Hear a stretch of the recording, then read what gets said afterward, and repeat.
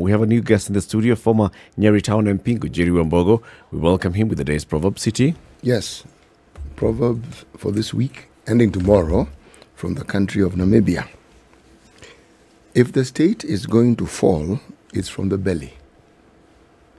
If the state is going to fall, it's from the belly. Yes. NGUNJIRI WAMBUGU, good morning. Good morning, Eric. How are you doing? I'm very well. Welcome to Kenya's biggest conversation in studio.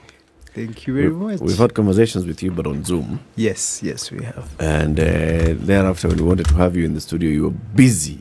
Yes, we were trying to get a job, but here we are. Yeah. No, you got the job.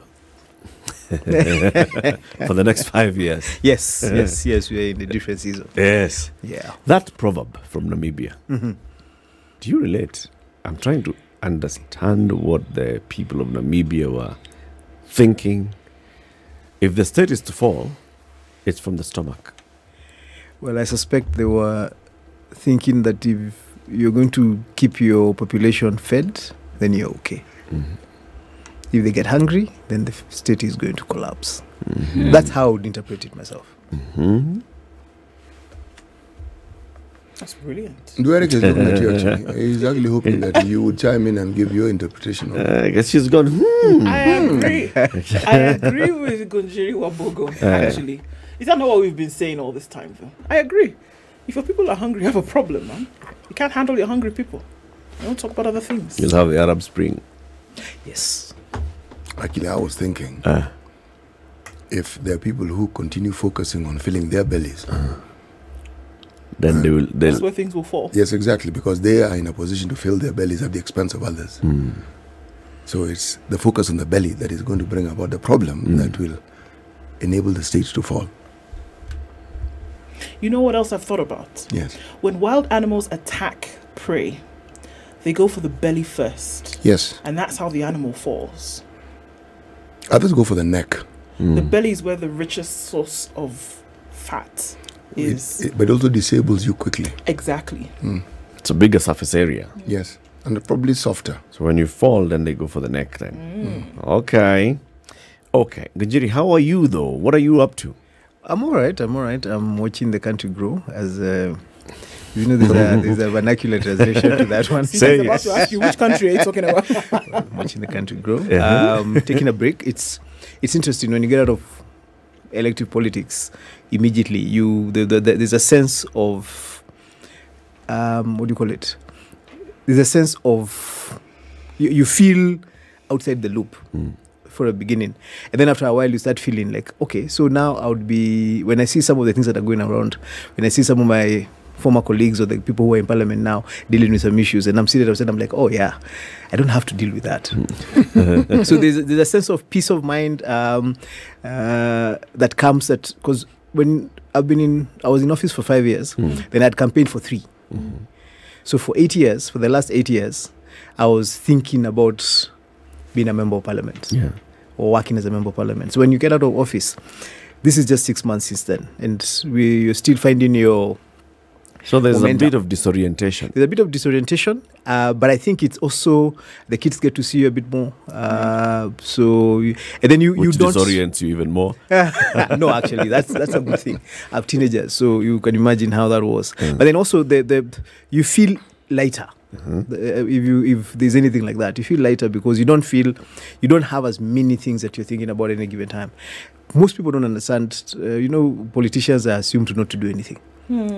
Yes, that is the assumption. That's a general assumption that politicians don't do anything, but they actually do a lot. You've got very many balls in the air. Like right now, I can imagine most members of parliament are thinking about how they are going to issue bursaries. And schools just opened, parents don't have money to take their kids to school, and you have to try and figure out how to make that work in the most effective way. So when you're outside and you're thinking, you know what you're going through, and sometimes you feel like, wow, okay, I'm glad I'm not the one who's doing that. So that's its moments. When you go to a restaurant, yes, the understanding is that there's something you wish to consume in that establishment. Yes. Now, when the people who serve you come and ask what it is that you'd want, give you a menu, and they eventually give you whatever you wanted, and you pay and you walk away. Do you wow and say, these guys are really working hard? Or is it something that you expect when you go into a restaurant that this is how it is? Or if it's a restaurant where you're not served, then you assume it is self-service. And even if it's self-service, it means you walk to the counter, but somebody still serves you. So at what point do we thank people for doing what they're supposed to do in the first place? And at what point do we wow and say, these guys have exceeded the expectations that we have? Do you give a tip in a restaurant? May I give a tip literally all the time? All the time? Yes. Why? Because I normally have a conversion and I know how much they're paid, and I figure this is a bit nonsensical. And I look at the bill I'm paying and I feel, no, this is ridiculous. And I am not going to give you 50 bob. So you give a tip purely for philanthropic purposes? I give a tip that I think would be adequate for, say, bus fare. So my minimum is 200 shillings. All right. When the meal you took is 200 shillings. I very rarely take a meal that is 200 shillings. Please. Okay. But I guess I understand. Yeah, Lins, man. Lins. But I think I understand where you're coming from. You're asking, should we be appreciating people because of doing what they're supposed to do? But the question is, do we actually have a standard of what you expect they're supposed to do? Yeah, there is a standard. But you see, that standard, you'll be very surprised. First, remember, we elect people from across the country. Yes. So in Parliament, you have 349 members of Parliament. Yes. 290 of them elected directly, and the others nominated. You'll find that every constituency has elected a member of Parliament for most probably different reasons. Some people elected him because he was a young guy and they associated with him. You find some constituencies elect somebody because they want to help him. Yes. This guy has struggled for so hard. Yes. Let's just give him a job. Yes. There are people who elect someone because he has so much money they want to share some of it. There are people who elect somebody because he's an intellectual. There are people who elect somebody because he's a rebel. So when you have that kind of a cross-cutting diversity, yes, how do you determine the expectation of that member of Parliament when he goes to Parliament? Because remember, another thing is that the one job that you do not know what to do until you get in is that one. You find that a lot of people who get elected, you want to be a member of Parliament, you have an idea of what it is. Even in this country, we don't actually understand what a member of Parliament is supposed to do. We think he's supposed to pay bursary, we expect he's supposed to be in charge of development at local level, fix roads, help you in case you have very personal social problems. But that's not what a member of Parliament is supposed to do. How do we arrive at this expectation, if not from the words that the erstwhile and the wannabe politicians tell us about what they're going to do for us? They're the ones who mention these things. True. And that's what I'm saying. It's them who bring this debate to the fore. And that's what I'm saying. Most people, even people who are running for office, don't actually know what they're supposed to go and do. And because you have been elected on a democratic purpose, you're not actually interviewing for a job. It is how many people you can convince to agree with you and then wake up in the morning and go and line up and vote for you. You'll find that at the end of the day, what you get is very different. But you were MP for Nyeri Town. Yes, I was. I have followed the politics of that. It's a very interesting place. There's some serious democracy in that place. People very rarely get a second turn. It's like you become MP, then Nani, it's okay. Please, out. Nani, come in. Yes. Precisely. Yes. But then, if you are MP for Nyeri Town and you move slightly further, you go to the areas of Karatina and you're an MP in that part of the place. The needs of Nyeri Town and the needs in Karatina are very different. True. So, if you are MP for Nyeri Town, what your constituents will want you to do will not be the same as that other MP. Yes. Now, you asked about the expectations. It's based on the needs. Like where I live, someone comes and tells us I want to build roads. I will probably walk up to the podium and slap him because you're building things that already exist. What are you talking about? What I'm saying is... Lanes again. Yes. There's a conversation that the politicians have refused to have with their bosses who are the electorate. It's called an honest conversation.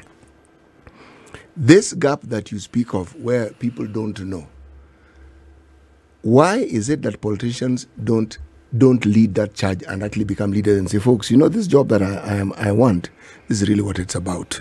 What stops them? This is what I plan to do.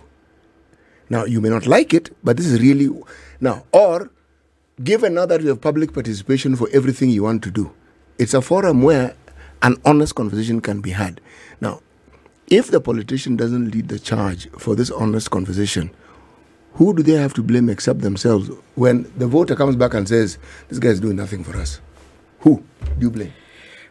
We're having an honest conversation, right? Yes, we are having a very honest conversation. First and foremost, when you're coming for a job here, you're not the one who determines what job you're coming for. It's your employer. Mm-hmm. If your employer doesn't actually know what job to give you, or if your employer believes that your job is to distribute 50 shillings, or your employer believes that that they want to help you, or your employer decides that you're supposed to come and help me with hospital bills, then that's what you're going to become to get elected. And then that's where you get a contradiction, because once you get elected, you're now a member of parliament in the National Assembly, and there is a national expectation of what you're supposed to do. One of the things we can be reminded is that you're actually a member of a National Assembly. You're no longer here as a Nyerian.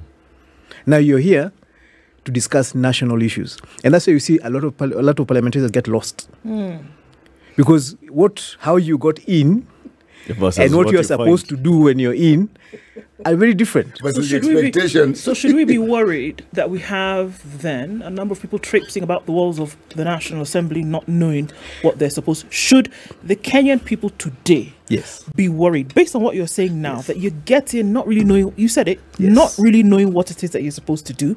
You get in and clearly what you thought you were getting in to do is totally different from what you should be doing. True. And then clearly the expectation of the people who gave you their vote is going to be dashed against the rocks.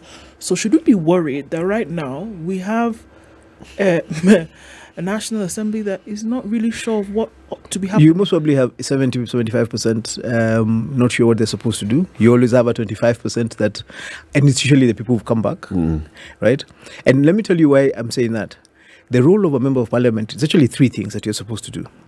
One is legislative, supposed to make laws. You'll find that very few people who go to parliament Participate in lawmaking. or have a history or know exactly how that is supposed to happen, right? The second role you have is oversight of government. You're supposed to oversight, meaning that you're supposed to be very aware of what the government is doing so that you can look at budgets, you can hold them accountable and stuff like that. That becomes the second thing. You find, again, a lot of people don't know exactly what that means. Then the third thing, you're supposed to represent your people at the National Assembly. Represent your voter. Your voter. At Not the national, your party leader. Your voter. Your voter at the National Assembly. Yeah. Right? And then so now again, that conflict so your voter sent you to go and represent the person he voted for president. Because he elected you because you are in the party of that person.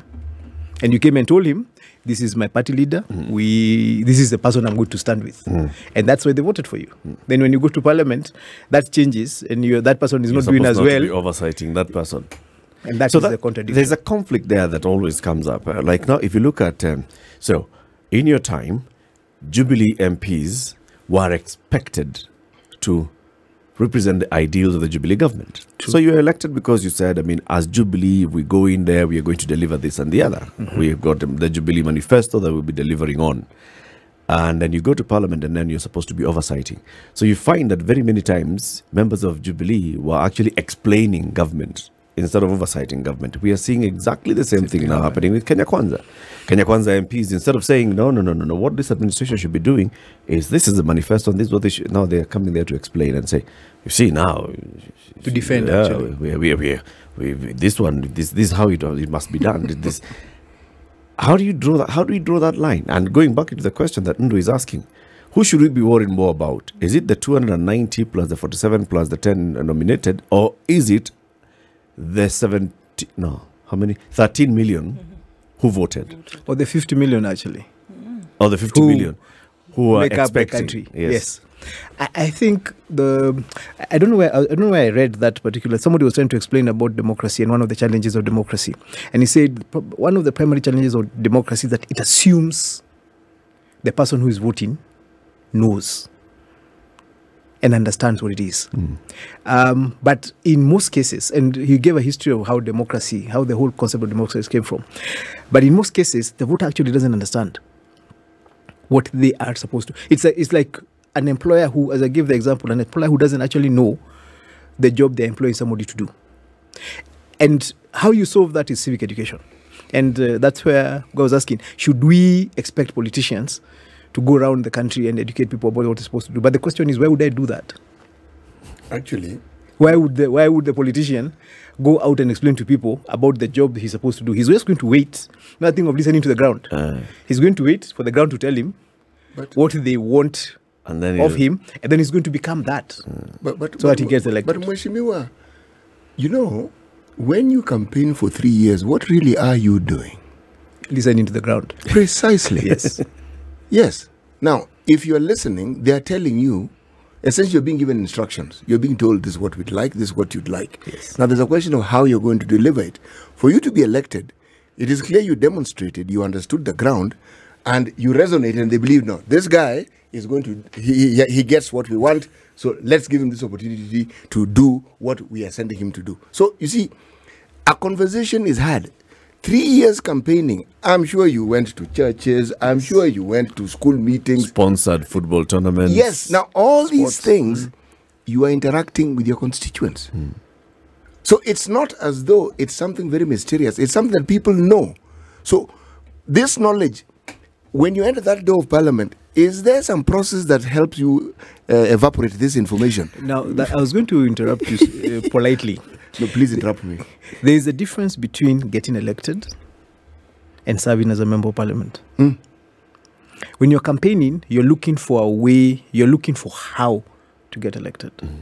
And how to get elected, a lot of the times, is different from what you do after you get elected. True. Let me just use an example of just now, the national government conversation was going on. We saw Kenya Kwanza going around and saying they're going to reduce the price of unga to 100 bob in the first, I can't remember what the price was, in the first 100 days. Yes. Anybody who understands knew that wasn't possible. But that was a very good way of getting elected. Once you get elected, you now have to explain how you cannot reduce the price of unga in 100 days. But the first thing is, did you get elected? So people wanted you to tell them, I will reduce the price of unga. And you are competing about how many days you're going to reduce it with. So Kenya Kwanza said in 100 days, we're done and dusted. As Emio was saying, in fact, we already have a subsidy. It's Yes. reduced. Yes. So the problem here is that it's a two-stage process. You looking for votes is one stage. And when you get elected, you now have to now get up to the reality of, okay, now I'm elected. I have to now start. So you have to start now getting. So which of those two is the deception? I don't think it's a deception, because remember, you're working with people, this employer, you're actually working with him. Because you said 3 years, he's telling you, I have a child who's unwell and I need you to give me something to help my child. I have a child who wants to go to school, and you're raising money for school fees. You're raising money for hospital bills. You helped me money to bury people, right? This is what you're doing when you're campaigning. Yeah. When you get elected, that is not your core job. But remember, you got elected because you used to do that. You used to help people. So now when you get elected, you can choose to continue doing that. But that's not how you're going to be judged as the role of a member of parliament. And this is where the contradiction comes in. The contradiction comes in because the person who is giving you the job hasn't actually understood what your job is. So they're giving you a job based on a local understanding, a member of parliament, and it's a traditional understanding of who leaders are. Leaders are here to solve our personal problems. But is that not the case, really? But you see, they expect that you're solving their personal problems using your personal resources. Each individual personal problem. Individual. But you see, the notion that the boss doesn't know what they want, really, is it really true? You see, they can only tell you what they believe they need, and they can only tell you how it is they feel that need should be met. Now, this is where now leadership kicks in. Yes. How then do you take them to the next level and say, folks, instead of dishing out money every so often, it's an impossibility. Can we then, there's this thing they call NHIF, can I take this money and do this so that all of you are now able to, what am I saying? You can introduce them to a structured way of doing things. Now, I'm giving the example of where you come from. Those structures exist. True. Coffee farmers, they exist. Circles. People are already organized. Yep. So the concept of going about organizing them is not something that will be strange to them. And they'll be quick to understand where you're going with it. So I am saying, this is my personal view. The voter is far more intelligent often than the person whom they elect. They actually know. But this threshold we speak of, they lower it because they figure, experience has taught us this guy will not do very much for us. So what we do, we get what we can. Yeah, let's just ask for this low-hanging fruit which we know we will get. But it doesn't mean they don't understand the larger issue that can actually be brought to their doorstep by their leaders. They do understand. And you see, if you vote the low-hanging fruit, then you get a low-hanging member of parliament. That we do all the time. So, and that's the problem. So, and that tends to become, and that's why you have a low common denominator. That's where everybody then comes down to and plays that. And then once you get out from there, because you can't have a conversation. For example, if we are having a campaign rally, and I start trying to explain how I'm going to move everybody to have everybody get into what we need to do is stop raising funds and figure out how I'm going to put you into the systems of government. That is a very sensible conversation. But then my competitor is going to come and say, no. I'm going to pay for you NHIF. Forget about all that. I guess then you're going to have to save your own money. And no, me, I'll pay. In fact, I've paid for give me all the people. How many are you? I've paid for all of you. Yes. You know? So where are you going to take that conversation? Let's take a break. We come back and look at the current politics, and then we get to hear NGUNJIRI WAMBUGU's thoughts on the current politics. People are paying taxes, some people are not paying taxes. There are people who recognize each other as president. There are those who don't recognize the government. There are those who are still stuck on who wanted to kill who the other. Has Chebukati gone home? And the beat goes on. Okay, yeah. Oh, who should deal with the DRC? Who should not? 7:30. NGUNJIRI WAMBUGU is a former MP for Nyeri Town. He's our guest this morning. We want to take a quick break. It's time for us to serve him some Minute Maid juice. This is the Situation Room, the only way to start your day. NGUNJIRI, are you still a member of Jubilee? Yes, I am. Deep down inside? Huh? Well, I don't know how deep you get, but there are people who are I don't know whether look like they're on the periphery of Jubilee. So let's just say I'm still a member of Jubilee. Okay. I don't know how deep I am, but hey. So Jubilee now is in the minority side of Parliament. Yeah. And if you look at what's happening in Parliament in terms of majority, minority, the voices that should be coming from the minority are more the accountability voices, right? Do you feel that Jubilee and the other Azimio members are playing that accountability role effectively so far? I don't think we've gotten to the point where either side is playing its role the way it's supposed to be playing. I think people are still stuck on the hang-up of the last election. I think the majority side is still enjoying winning, and they're still at that point. They haven't moved on to actually starting to do work.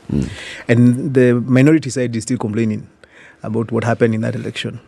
And they haven't moved on, as we say, to now the point where they're actually a minority side. And that's why you keep hearing the conversations about who won, we didn't win, it was stolen. Because it tells you that we haven't moved. We're still stuck on 22nd.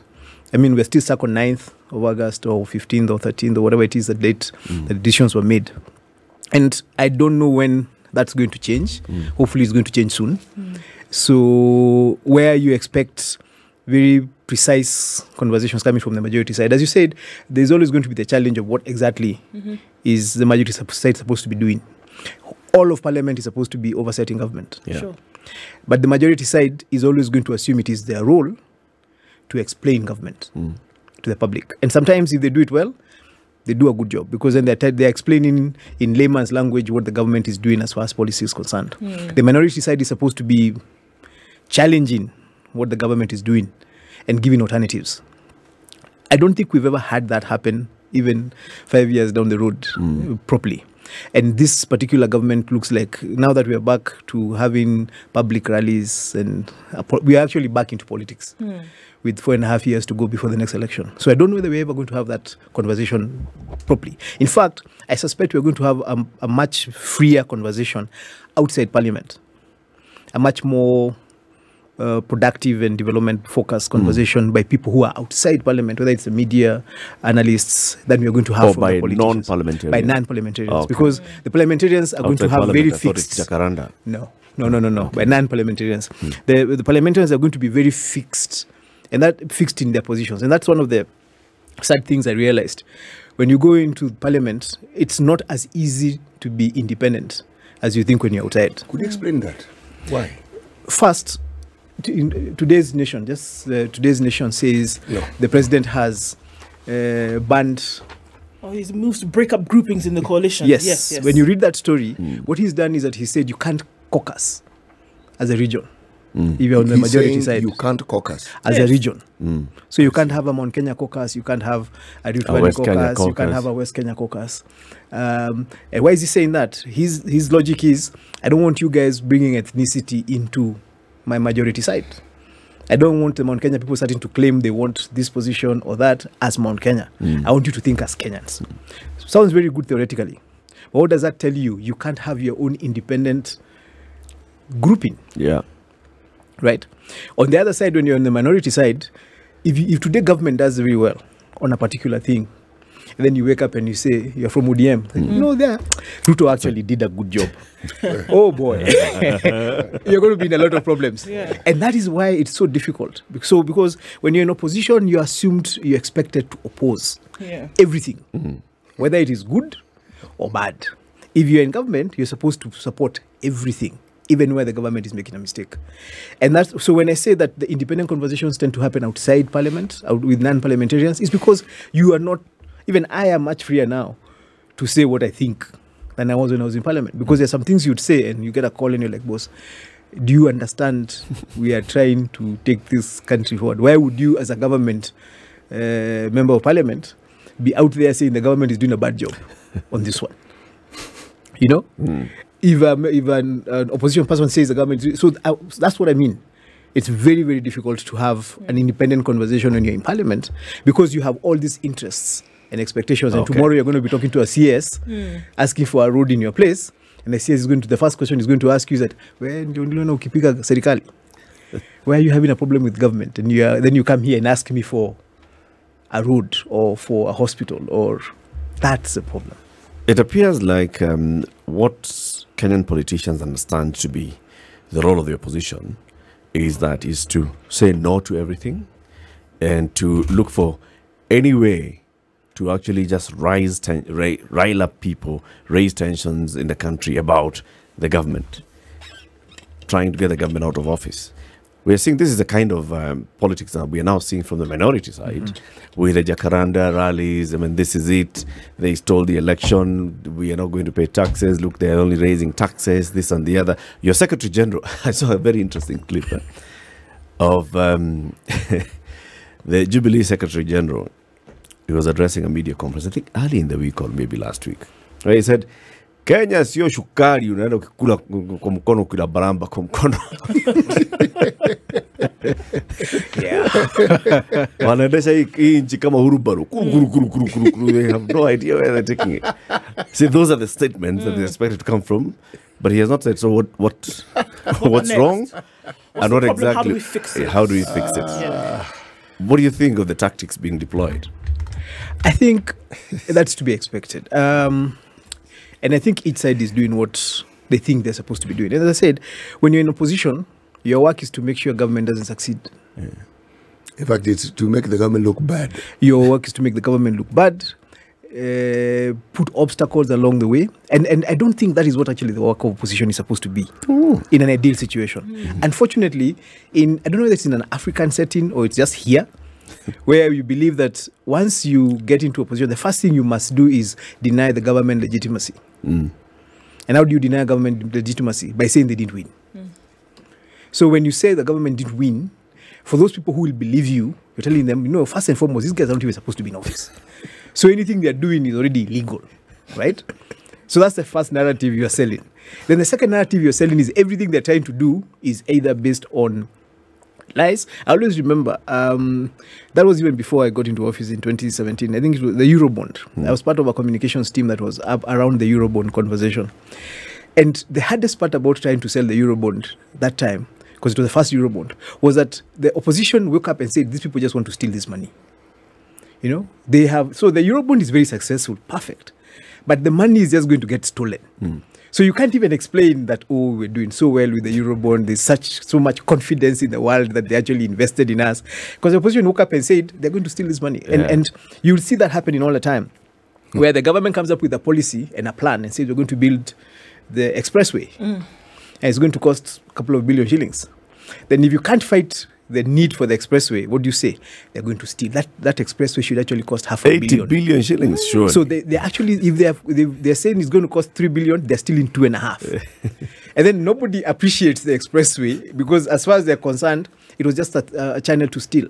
And that becomes a conversation that the opposition does. And I think it's very sad because it stops the country from moving forward. It stops us from having conversations that are based on fact. We are a lot of our conversations are based on propaganda.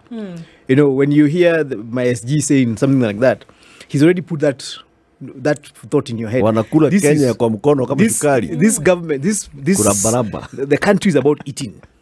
And these guys have already turned it into sugar and they're just licking it as they walk. Now, the flip side is that on the other side, you have the majority side or the government side.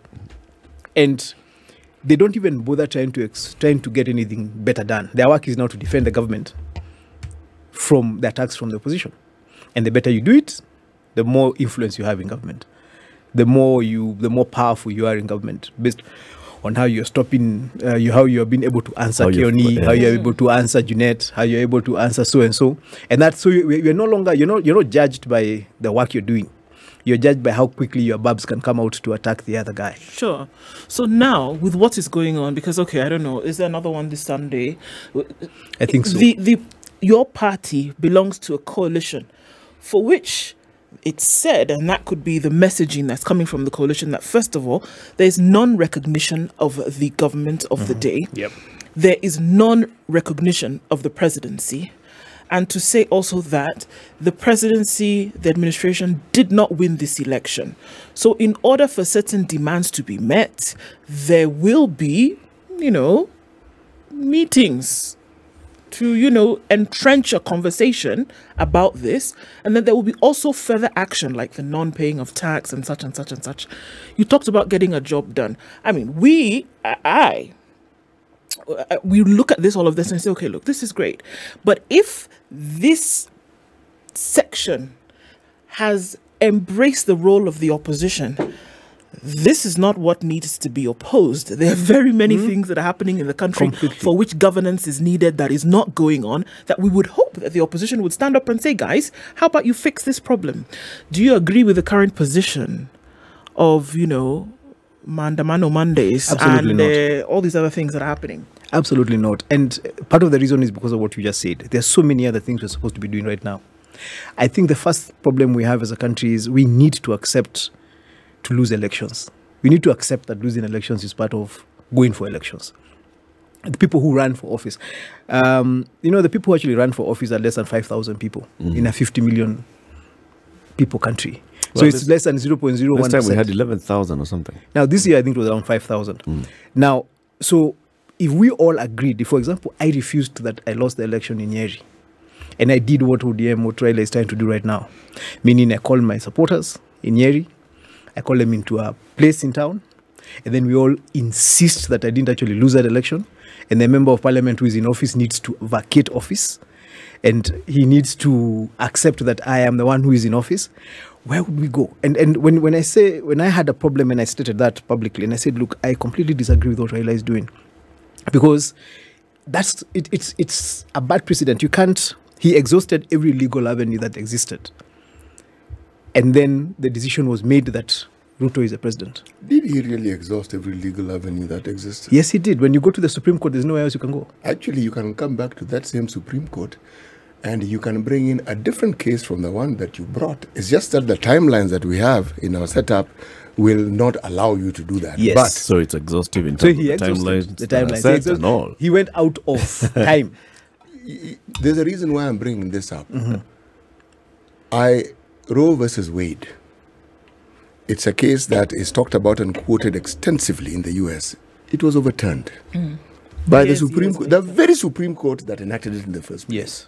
I use that as an example because the people who enabled that thing to be overturned simply went to that same Supreme Court, but with a different angle to this very same thing. I am saying that even with I'm not a legal mind, but if I have one example in a country that is completely litigious, then it tells me it is a possibility. But in a matter of election petitions, there are timelines that are set in law. For example, you cannot come. The person that NGUNJIRI defeated in 2017 can't come today and say, you know what, I won the election in 2017. Actually, you can't come after 6 months. 6 months is your deadline. I understand all that. But what I also understand about the law, if you look far and wide enough, yes, you will be able to find something find something that you can take to court and for which you will be given a hearing. And now my problem is, so you have gone through the process that we understand, and it has determined that you didn't win. And then now you've come back to us and told us, I actually won. And you're mobilizing your supporters to confirm your position. Anybody can mobilize supporters. Even I can get 1,000 people to say NGUNJIRI actually won the Nyeri Town member parliament seat, if I needed to do it. So the first thing we need to do as a country is we have to agree to close a chapter. So when an election is finished, we have to agree at what point that chapter is closed, so that we now move to the next position. Because, for example, the minority party, opposition in this country is not going to be able to actually do its job for today until they let go of the election. Because for as long as they haven't let go of the election, how do they engage with this one? How do you oversight a government that you don't accept legitimacy you exists? deny? Actually, you know, Mheshimiwa, this problem has very little to do with the 2022 election. Everything to do with 2027. No, it has nothing even to do with the 2027, the election that we're anticipating. It is, in my opinion, the things we set in motion coming home to roost. Raila's backyard and his support base are people who believe they were marginalized for the longest time. So the mindset of being in the opposition, it's a mindset of being in the opposition. It's entrenched. It's not something you need to worry about or you need to ignite. It's always there. Just below the surface. It's just there. It's just there. So the moment it is brought up, one will extrapolate whatever personal issues they have and make it an issue that the government of the day has brought to them. So they may express it differently. But when we're talking about inequality earlier on, when you have the sort of inequalities that we have and which keep growing, that sort of narrative becomes very popular. Yes. Because you want to, it immediately explains to you, the person, why it is you're suffering. It's because someone else is doing something that is entrenching the suffering that you have. So even as we say we need to change, you see, the change isn't in the narrative. The change is in every Kenyan feeling that they are included in this government and that they have the same opportunity as everybody else to do well and so something they can witness and they can experience. So long as that experience is not a lived experience, the narratives that we are hearing and we're talking about, they will always be popular. Is there a role for the leaders to lead the people towards that? In fact, yes, there is a role. In fact, that's Because if the leader is actually playing the role of whipping up that narrative, of maintaining that narrative, of saying that we have been marginalized, we have been marginalized. Let me give you an example outside Raila strongholds. The reason that UDA swept all the seats in Mount Kenya was that narrative. Somehow, leaders managed to convince the ordinary Kenyan in Mount Kenya that they were excluded, that they were marginalized. That the government that they had elected in 2017 had actually gone ahead and marginalized them to the point where there was a massive rebellion against that same government.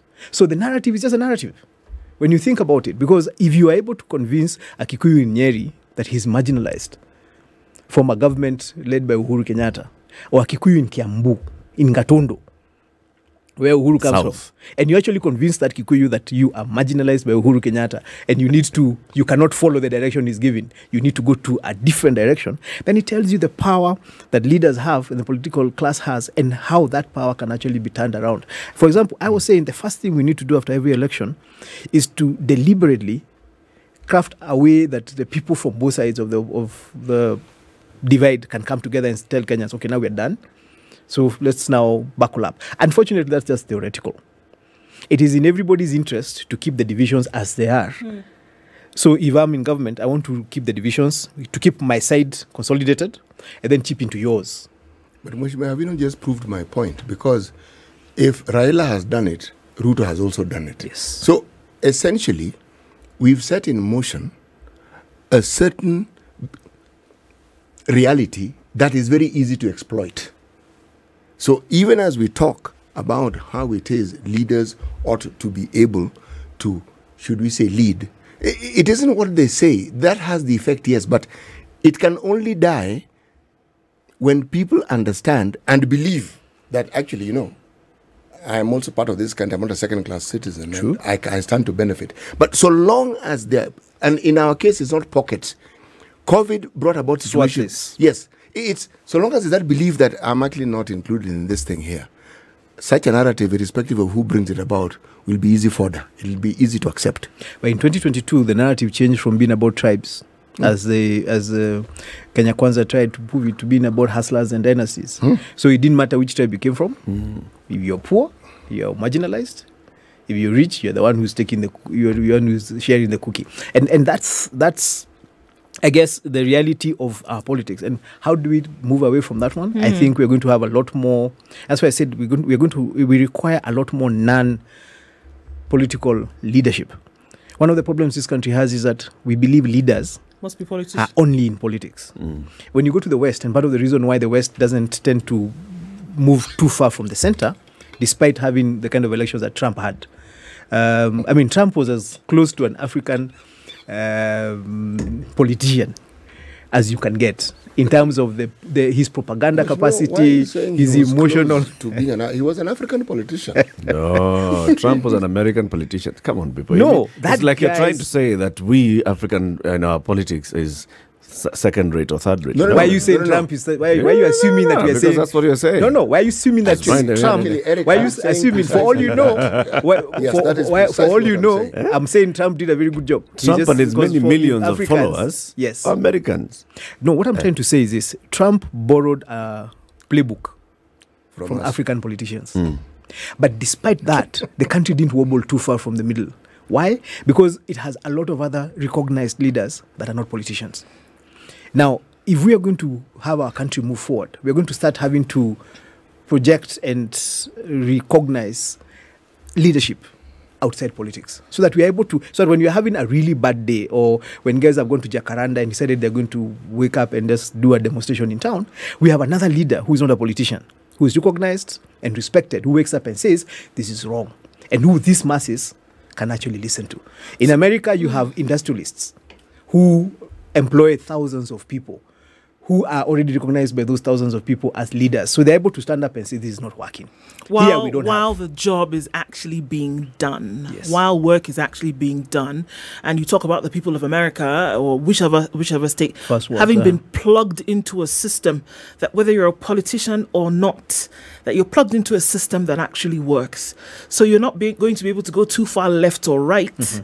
Outside of your job that needs to be done. You don't do your job, you're chucked out. And this is a question that we're asking today. So this uprising or whatever it is, how long is it going to go on? It's going to go as long as the rest of us allow it to go. Rest of whom? The rest of whom? The rest of, for example, this guy is in the situation, how long are you going to actually just talk, just report it, rather than analyze it and provide... So we do like what the Western media was saying, like Trump is disputing an election without substantive facts, blah, blah, blah. Yes. So you should be saying... You have to call it out. And see, when for example, I called out Raila and I was told... Raila is falsely claiming that he won the election. I'm looking for a job in Kenya Kwanza because that's the assumption. If you recognize this, yes. Do you, the members of the party who are having these conversations on a regular basis, are you calling it out where you sit? I have called it out. In fact, I've called it out, and now what I'm being told is that's why Eric asked me twice whether I'm still a member of Jubilee. Because the assumption is, if you're challenging it, then you've left. You've been seen. You've already been co-opted into this government, or you're a mole on that other side. So, and that's what I'm saying. We have to have the opportunity and the platforms where you can have an independent conversation. You're able to say, this is wrong, even if I'm on this side. In fact, I was asking, that same Monday when there was a meeting in Kamukunji, and SG went to Kamukunji and said this government was illegitimate, the same Monday, all the members of parliament elected on Jubilee from Mount Kenya were in State House with Ruto and Rigathi. So you now ask cheekily, so who does Rigathi, who does Kioni speak for? Because if the people who are elected on Jubilee are with the president, and you're out in a rally saying that you don't recognize this president, these are the people who are mandated. He actually didn't even get elected himself, right?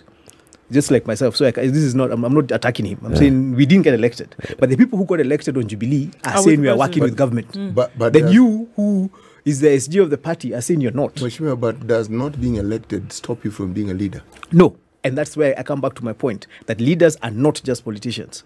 And I think this country needs to start identifying and giving platforms to leaders who are not politicians, so that we have a balanced. When a politician misbehaves, we have another leader who has got an equal standing, who is able to tell him off and call him out. Because now the only other people who should have done that were religious leaders, and even them decided looking like politicians. So we now need to go into business. We actually need to go into very many other spaces, and every space has a leader. You have leaders in media, civil society, but somehow we have leaders the in civil situation society. room, the clergy. Yes. We all need to come together and start calling out people who are misbehaving. Because I don't know anybody who actually thinks that what is happening in Jacaranda, outside the politicians who are playing this game, is a good thing. But how many people are actually calling them out? People are worried. You don't want, this government, I have businesses, I don't want to say. So when the government does something wrong, you don't want to speak out lest the government zeroes in and focuses on you. So you rather, you looked at what the last election was. People who didn't like, who had been hurt by that previous government, all ganged up and supported the other guys to remove that one. As something's going to happen. Situation room, my challenge, I'm throwing a challenge to you guys.